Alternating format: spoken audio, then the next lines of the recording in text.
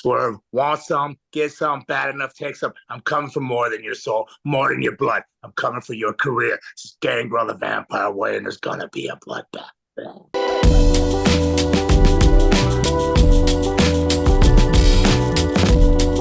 You know, other than this injury, I find he, like Randy Orton, are like in another resurgence of their career where they both look incredible and their work is actually the best it's been. I think the 50s are the new 30s, you know? Yeah, that's good. I mean, Randy's a bit younger.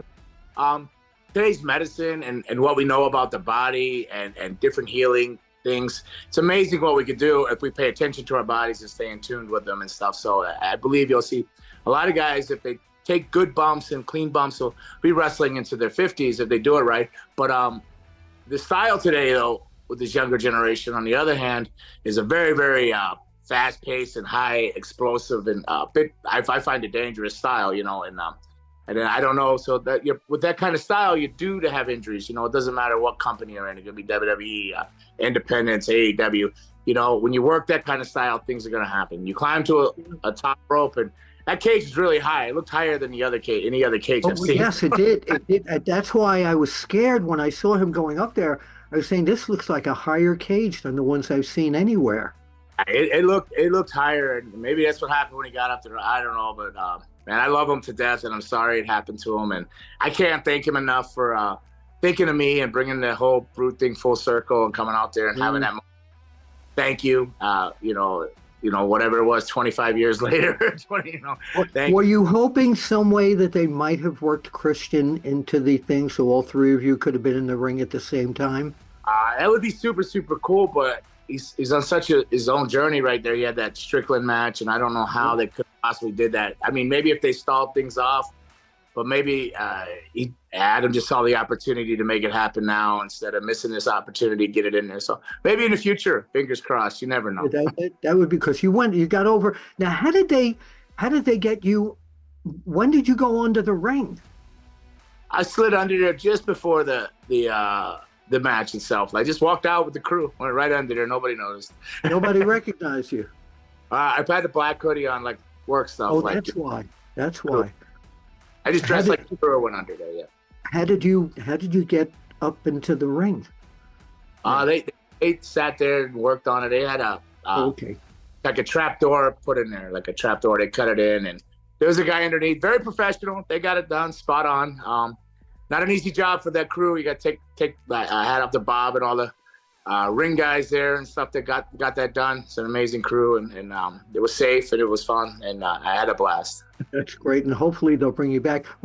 Your feelings backstage there? What was the feeling like when you were back there, and everything? I assume was very positive with everybody. Well, I was hid away. They didn't tell anybody coming in. It was like super, super secret or something. Like I came into the building early before the rest of the talent came in, and then I was in Adam's locker room. I was back there with I believe John Moxley was in there, so not too many people knew I was there. I just sat in that room all day, and then right before the match, I jumped into the black hoodies and stuff and went out there and climbed underneath. And afterwards, people were going, "Man, what are you doing here?" And it was a great positive attitude, and everybody seemed happy, chill atmosphere. And but I was like in and out. I came in early, was in a locker room the whole time, and when I finished, I showered and was on a red eye, leaving to the airport before the show was even wrapped.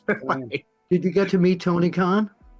Yeah, I said hello to him. I've met him several times, but when we were coming out, he was coming up to say thank you for everything, but realized Adam was hurt, and so it sent a bit of a panic, and we got him back to medical to get checked out. So I didn't really get to talk to him much, but any other interactions I had with him always been good. He's seems like he loves wrestling.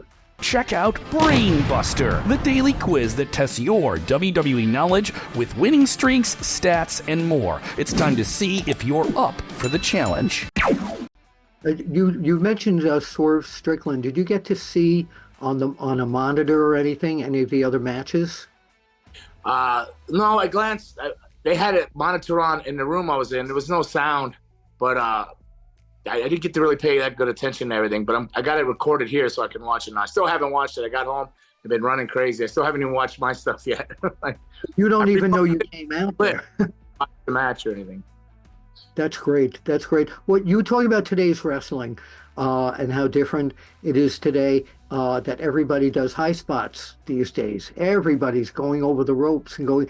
And back when you were in your prime of being booked, everybody had a different style. Do you think that needs to come back right now? Is there too much of people doing the same thing? And do you find that on the indies as well?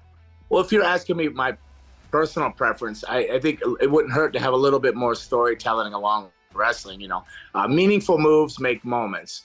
Wrestling's about moments. People remember the moments, but your moves have got to mean something. You don't want any wasted movements. They all got to come together to make those perfect moments. So I think you can use a little bit more storytelling wrestling. That's my personal taste. I'm not against all the flying and the high sequences. I grew up watching All Japan women and modifying myself. One of the first characters was a black card working for the Tri-State Wrestling with Joe Goodhart. And I was guilty of jumping off poles and running spots after spots and not knowing or understanding the when, whys, and whats. I think you need to understand more when, whys, and whats. And there's still plenty of room to have the bigger impact and all those high spots or running sequences. You just need a little bit story with them to make them make a little bit more sense. Meaningful moves will make moments. Do you watched WWE and AEW at home? I have it all recorded, but I haven't watched anything in like a month. I'm just so busy. I'll glance at it. I'll come in from teaching class on a Monday night, and that'll be on. WWE will be on Tuesday. Sometimes NXT will still be on because I come in at 10 at night. Sometimes it'll be on. So I'll get the tail ends of stuff, and I'll get the tail end of Dynamite too on a Wednesday. But I'm just, to be honest, I'm horrible. I'm wrestling Friday, Saturday, Sundays. I'm training and running the school Monday through Thursday. Well, I want to talk to you about that. But before we go there, who, in your opinion, in any of the companies, who's the big buzz in your opinion currently? Who do you hear most about? Well, I mean, not to bring up Christian, but people are talking about, how great a heel work he is and being a heel in this. And so I hear a lot about Christian stuff, but when I watch it, I go, that's just Christian being Christian. That's the Christian I know. He's just got that like kind of sarcasm and that sense of humor. Strickland, of course, but I just mentioned him. You hear a lot about that. What about WWE? WWE, I don't know. I keep an eye on Lola Vice because she came through the school for a little bit there. I watch her. So I don't know what's going on there. It looks like she might have slowed down a little bit momentum. I'm not sure. I couldn't give you an honest opinion because you're at all the NXT shows. I know you're out there and you're doing your research where I'm just falling behind on everything. No, I get that. So now tell us what's going on with you. Tell us about what you're wrestling, where you're wrestling now, also where you're training people. Well, I'm training down at Coastal Championship Wrestling down in Pompano. They've been Florida company, South Florida company, about 17, 18 years now. It might be 20 for all I know. I don't know. They've been around for a long time. They've been around as long as I've been wrestling. I've been wrestling 37 years. So they've been about 17. Dan Ackerman, Elio Costa, Coma Costa, they own that together, Dan being the original owner. So I run their training facility down there. I'm there Monday through Thursdays and in the evening times. And I run an all-day class too. I come in on a Wednesday, Monday night, Tuesday nights I'm there from like 4:30 to 10 at night. 4:30 p.m. Wednesdays, I'm there from 11:30 to 10 at night. Thursdays, it's like open ring. So I pop in and out, pin upon my travel schedule on Friday, Saturday, Sunday. Today is a rare day home. I'm actually home. That's why I was able to do this. Usually I'm traveling. I'm actually home today. I work local. I work 4 hours from Tampa tomorrow night. So I'm in Tampa. The next 2 weekends, I'm actually driving shots. Well, we don't know when this will be aired. So they were great shows if it happened already. So. Oh, yeah. Okay. Yeah. I don't know if they're great shows. One's this week. It'll be 2 weeks. So yeah. No, so I'm just constantly traveling. So mostly I concentrate on the school Monday through Thursday, and then the weekend on the road. Now, how can people find the school? Where can they, if they want to go to Coastal Championship Wrestling or CCW Alive TV, I believe it's under, or you can go to Coastal Championship Wrestling Training Facility. You can find it on there. So CCW. What about finding you on social media? I believe, I don't know if you pay attention to my social media. I believe it's Gangrel 13 or Gangrel David Heath, like the Gangrel. Yeah. So last question, I love asking this question. What's the one match you never had that you wished you would have had? Who was that opponent? Yeah, I have so many. Yeah, like, Who? Start with Eddie Guerrero. I just start with Oh, Eddie Guerrero, Kurt Hennig. Yeah, those are two for sure right there. Those are definitely two. I would, if I was a little bit older, I would have loved to. Would have loved to have worked Johnny Valentine if I was in that era. Johnny Valentine would have loved that, or Ray Stevens, as I loved watching those two guys. So. if AEW called you tomorrow and said, we're bringing you back, who do you want to work with? Who's the guy? I would love to work with Swerve Strickland. Yeah, Swerve. Or I like Moxley. I like this John Moxley. I like that style too. I like both styles because I came up. A lot of people don't realize I actually did a lot of the hardcore stuff. Came up working with Ian Rotten through 93, 94, 95. That's all I did. And going over to Japan for IWA. So I don't mind that. I like a mixture of it. So I'm not stereotyped in everything. Just you see a Gangrel character is what you see, but I actually love actual wrestling too. Being trained by Boris Malenko. I trained with Boris and Rusty down in South Florida. Then I also trained in the dungeon with the Hearts. And then I trained with Alpha, the Wild Samoan. So I tend to love all styles of wrestling. I just love professional wrestling. But the Gangrel, you see pretty much a version of kind of 85 Japan with fangs, just a little bit less suplex and stuff like that. But Still comes down at night.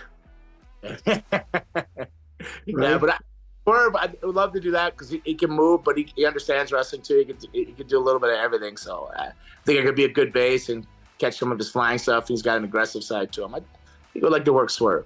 Yeah. Okay, so you ready for 1 minute of make-believe here? Make-believe? Okay. Okay, tonight, Gangrel, it's going to be you against Swerve Strickland at Dudley's Place in Florida. He is the current world champion. He's watching this right now. What would you like to say? Swerve, want some, get some, bad enough, take some. I'm coming for more than your soul, more than your blood. I'm coming for your career. It's Gangrel the Vampire Way, and there's going to be a bloodbath. You've got to be there. You got to be there. Well, that's the old Gordon Solie. You've got to be there, indeed. So long from the Sunshine State. Thank you so much for doing this. All right.